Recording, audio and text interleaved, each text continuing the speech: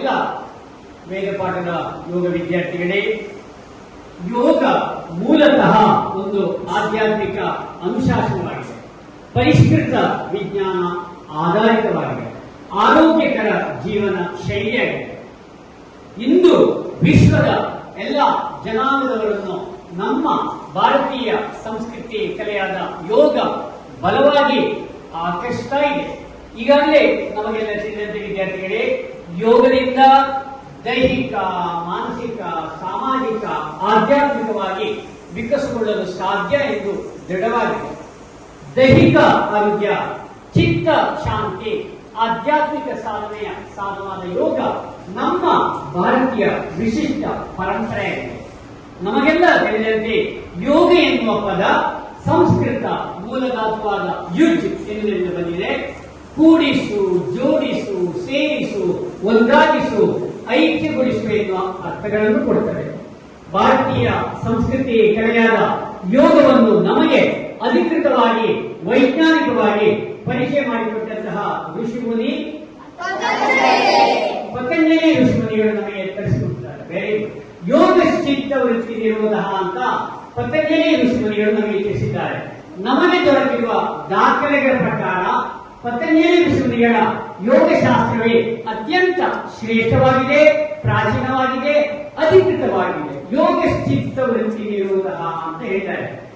ಚಿತ್ತದ ವೃತ್ತಿಗಳನ್ನು, ಬಯಕೆಗಳನ್ನು ಸರ್ವತಾ ವಿರೋಧಿಸಿ ನಿಲ್ಲಿಸಿ ಏಕಾಗ್ರತೆ ಸಾಧಿಸುವುದೇ ಯೋಗ. ವಿದ್ಯಾರ್ಥಿಗಳೇ, ಸರಳವಾಗಿ ಹೇಳ್ತಿದ್ರೆ ಮನಸ್ಸಿನಲ್ಲಿ ಬರುವ ಎಲ್ಲ ಯೋಚನೆ, ಕಲ್ಪನೆಗಳು ಸಂಪೂರ್ಣ ಲಯವಾಗಿಸಿ ಮನಸ್ಸು ಶಾಂತ ಸ್ಥಿತಿ ಹೋಗುವುದೇ ಯೋಗ. ಯೋಗದಲ್ಲಿ 4 ಅಧ್ಯಾಯಗಳಿವೆ. ಸಮಾಧಿಪಾದ, ಸಾಧನ ಪಾದ, ವಿಭೂತಿ ಪಾದ, ಕೈವಲ್ಯ ಪಾದ. ಅಕಾರ್ಡಿಂಗ್ ಟು ಪತಂಜಲಿ ಋಷಿಮುನಿಗಳ ಪ್ರಕಾರ ಯೋಗದಲ್ಲಿ ಎಷ್ಟು ಮೆಟ್ಟಲುಗಳು? 8 fold, 8 paths, 8 steps. ಯಮ, ನಿಯಮ, ಆಸನ, ಪ್ರಾಣಾಯಾಮ, ಪ್ರತ್ಯಾಹಾರ, ಧಾರಣ, ಧ್ಯಾನ ಮತ್ತು ಸಮಾಧಿಗಳೆಂಬ 8 ಮೆಟ್ಟಲು. ಭಗವಂತಾದ ವಾಸುದೇವನು ಭಗವದ್ಗೀತೆಯಲ್ಲಿ ಯೋಗ ಕರ್ಮಶು ಕೌಶಲಂ, ಕೌಶಲಪೂರ್ಣವಾದ ಕೆಲಸವೇ ಯೋಗ. 2ನೇ ಅಧ್ಯಾಯದಲ್ಲಿ ಸಮತ್ವಂ ಯೋಗ ಉಚ್ಯತೆ, ಸಮಸ್ಥಿತಿಯನ್ನು ಸಾಧಿಸುವ ಯೋಗ. 6ನೇ ಅಧ್ಯಾಯದಲ್ಲಿ ನೋವು ಮತ್ತು ದುಃಖಗಳ ಸ್ಪರ್ಶದಿಂದ ಬಿಡುಗಡೆ ಯಾವುದೇ ಬಿಡುಗಡೆ. ಪತಂಜಲಿ ಋಷಿಮುನಿಗಳು ತಿಳಿಸಿದ ಹಾಗೆ ಭಗವಂತನಾದ ವಾಸುದೇವನು ಭಗವದ್ಗೀತೆಯಲ್ಲಿ ಸ್ಪಷ್ಟ ಹೇಳ್ತಾರೆ, ಸಮಂ ಕಾಯೋ ಶಿರೋಗ್ರೀವಂ. ಯೋಗ ಮಾಡುವಾಗ ನಡುಬೆನ್ನು, ನಡುಕುತ್ತಿಗೆ, ಬೆನ್ನು, ಕುತ್ತಿಗೆ, ಶಿರಸ್ಸು ಲಂಬವಾಗಿ ನೇರವಾಗಿರಬೇಕು. ಅವಾಗ ಸರಿಯಾಗಿ ಪ್ರಾಣವಾಯು ಸಂಚಾರ ಆಗಲಿಕ್ಕೆ ಬಹಳ ಸಹಕಾರಿ ಹೇಳುತ್ತಾ ಆತ್ಮೀಯ ಎಲ್ಲ ಯೋಗ ವಿದ್ಯಾರ್ಥಿಗಳೇ, ಈಗಾಗಲೇ ನಮಗೆಲ್ಲ ತಿಳಿದಂತೆ ಯೋಗದಿಂದ ದೈಹಿಕ, ಮಾನಸಿಕ, ಸಾಮಾಜಿಕವಾಗಿ ವಿಕಸಗೊಳ್ಳಲು ಸಹಕಾರಿಯಾಗ್ತದೆ. ಆದರೆ ಶಾಂಡಿಲ್ಯ ಉಪನಿಷತ್ತಿಗೆ ಯೋಗ ಇರುವುದು ಆಧ್ಯಾತ್ಮ ಸಾಧನೆಗೆ, ಪರಮಾತ್ಮನ ದರ್ಶನಕ್ಕೆ, ಜೀವಾತ್ಮ ಪರಮಾತ್ಮ ಐಕ್ಯ ಅವಸ್ಥಾ ಯೋಗ ಅಂತ ಶಾಂಡಿಲ್ಯ ಉಪನಿಷತ್ತಿದೆ. ಆದ್ದರಿಂದ ಬಂಧುಗಳೇ, ಈಗ ನಮ್ಮ ಆರೋಗ್ಯ ರಕ್ಷಣೆಗೆ, ಆರೋಗ್ಯ ಪಾಲನೆಗಿರುವಂತಹ ಆರಂಭದಲ್ಲಿ ಎಂದಿನಂತೆ ನಿಲುವು ಸರಿಪಡಿಸುವ ಯೋಗಾಸನ, ತಾಡಾಸನ. 2 ಪಾದಗಳು ಜೋಡಣೆ, ಮಂಡಿ ಚಿಪ್ಪು ಬಿಗಿ, ಹೊಟ್ಟೆ ಒಳಕ್ಕಿಳಿದು ಎದೆ ಉಬ್ಬಿಸಿ ನೇರ. ಆಮೇಲೆ ಸರಳ ಉಸಿರಾಟ ಸ್ವಲ್ಪ ಹೊತ್ತು, ಕೈಗಳನ್ನು ತಿರುಗಿಸಿಕೊಂಡು inhale, slowly, like the both hands, normal breath.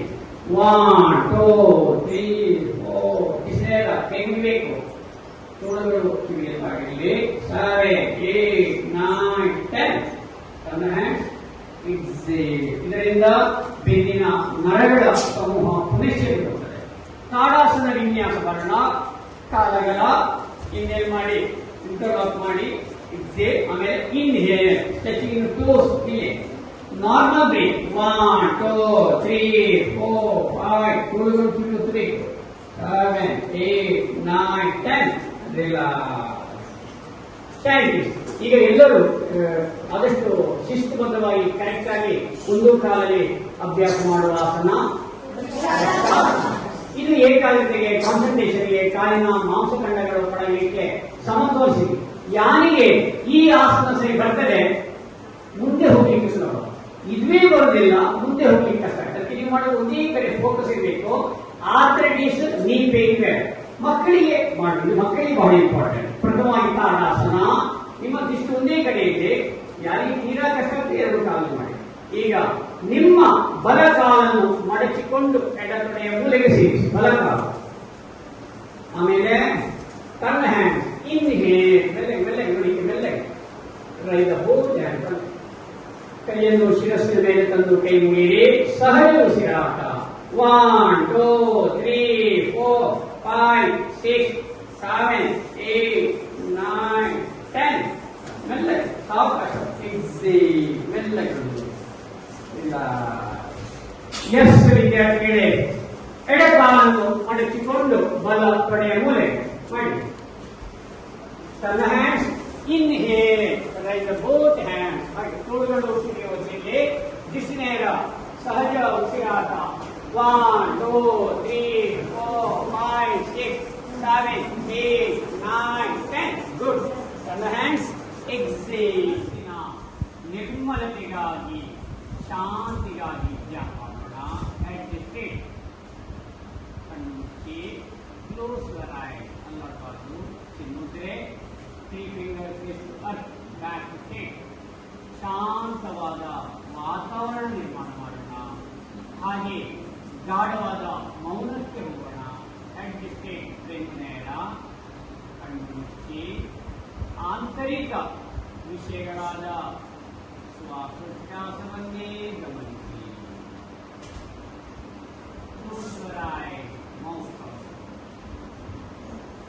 ಕಣ್ಣುಚ್ಚಿ ಉಸಿರನ್ನೇ ಗಮನಿಸಿ.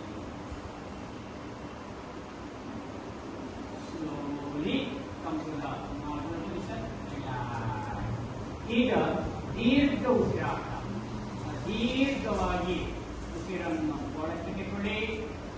ಹಾಗೆ ಬಿಸಿನೇರ ಹೆಡ್ ಸ್ಟೇಟ್. ದೀರ್ಘವಾಗಿ ಉಸಿರನ್ನು ಹೊರಕ್ಕೆ ಬೇಡಿ.